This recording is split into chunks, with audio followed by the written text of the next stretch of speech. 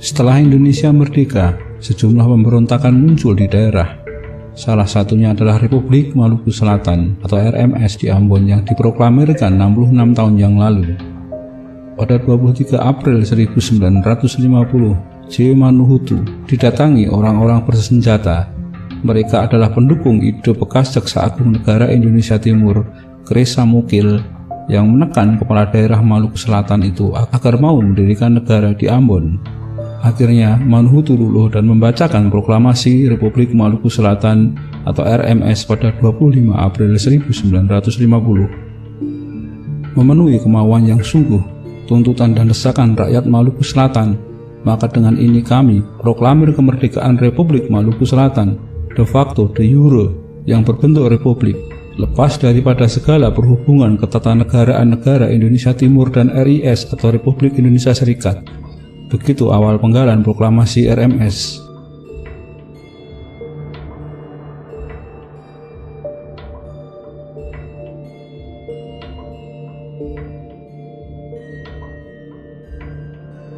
RMS pun resmi berdiri. Para pejabatnya langsung sadar mereka akan mendapat perlawanan dari TNI. Maka RMS pun memperkuat pasukannya. Bekas sersan tentara Hindia Belanda atau KNIL diangkat menjadi Panglima Angkatan Perang RMS. Di antaranya ada Danja Samson, Thomas Nusi, Sopakua, dan lain-lain. Ratusan bekas KNIL dengan dibantu ribuan pemuda bersenjata tombak dan panah menjadi kekuatan inti militer RMS ketika itu. Dengan kekuatan seperti itu, RMS adalah pemberontakan besar yang pertama kali membuat pemerintahan Soekarno pusing 7 keliling. Pasukannya dianggap lebih tangguh dalam bertempur ketimbang TNI. Abdul Haris Nasution sebagai Kepala Staf Angkatan Darat atau Kasat segera mengambil tindakan. Operasi penumpasan diserahkan kepada Kolonel Alex Evert Kawilarang, kawan Nasution waktu di Akademi Militer Kerajaan di Bandung. Alex Kawilarang merupakan Panglima Ekspedisi Tentara di Indonesia Timur. Indonesia juga merekrut ribuan bekas KNIL sebagai tentara Indonesia. Langkah itu merupakan salah satu keputusan Konferensi Meja Bundar 1949.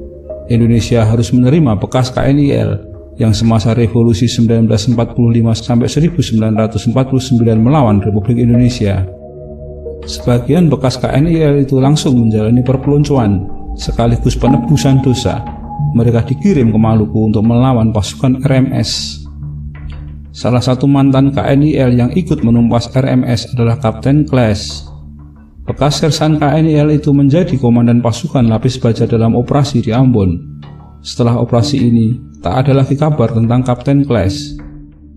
Bekas KNIL lain yang terkenal adalah Kapten Erwin Klaproth yang memiliki darah Makassar dan Jerman. Dia pernah menjadi salah satu komandan Korps Barisan Madura ketika Revolusi Indonesia. Di KNIL pangkatnya letnan, dan dalam operasi menumpas RMS, Erwin Klaproth memimpin batalionnya sendiri.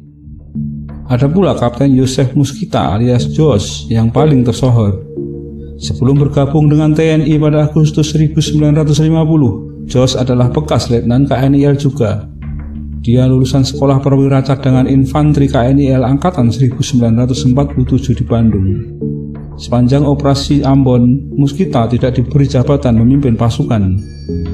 Dengan pangkat kapten, Yosef Muskita alias Jos dijadikan perwira operasi pada grup yang dipimpin Slamet Riyadi.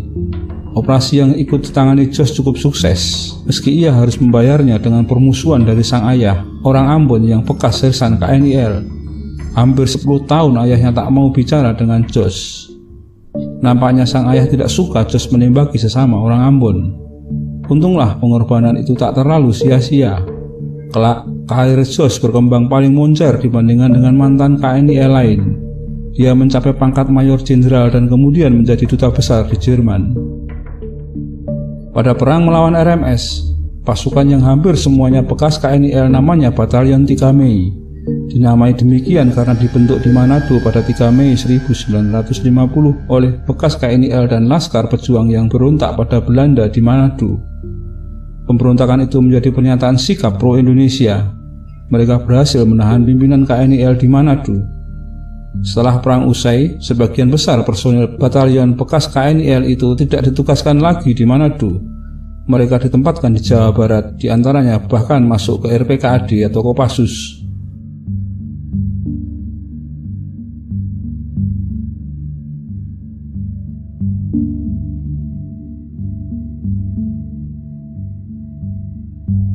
Tidak hanya menjadi wahana perpeloncoan ex-tentara KNIL, penumpasan RMS juga jadi ajang untuk menyingkirkan tentara yang dianggap kiri.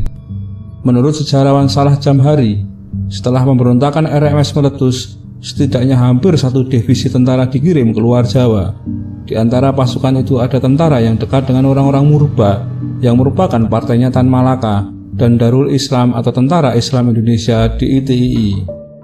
Ada Batalion Abdullah yang dekat dengan Tan Malaka, lalu ada batalion yang isinya adalah mantan Hizbullah.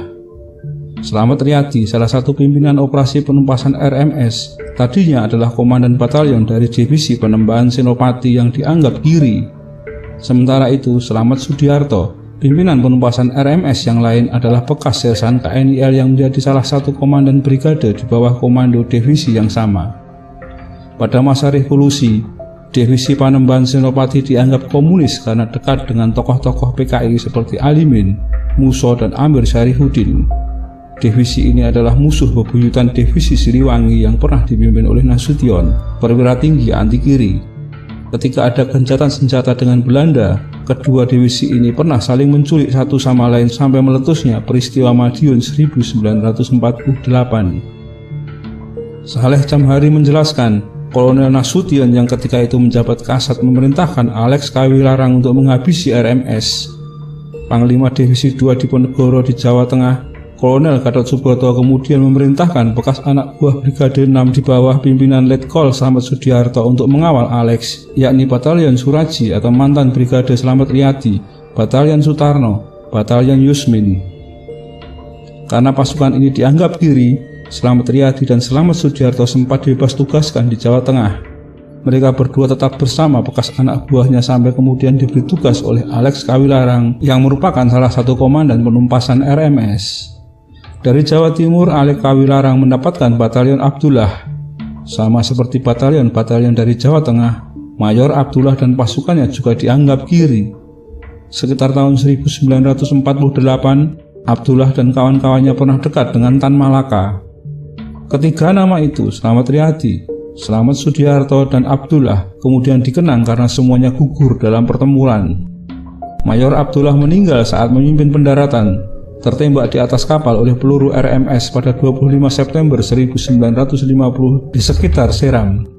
Setelahnya pada 28 September 1950, pasukan TNI akan mendarat di Hitumeseng, dan Letkol Slamet Sudiarto kena tembak saat hendak keluar dari kapal. Sebulan setelahnya, Slamet Riyadi menyusul.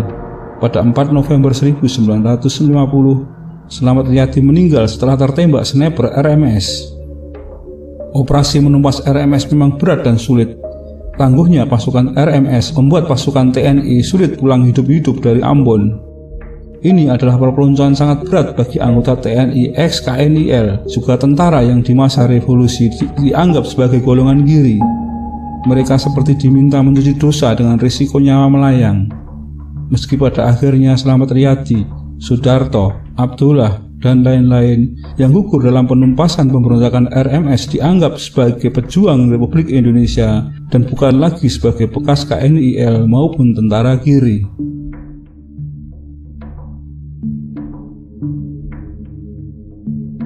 Demikian sekelumit kisah tentang perpeloncoan yang harus diterima oleh mantan anggota KNIL dan mereka yang dianggap sebagai tentara kiri dalam pemberontakan Republik Maluku Selatan. Dan bila Anda berkenan, silahkan klik like, komen, subscribe, dan share untuk teman-teman Anda. Terima kasih.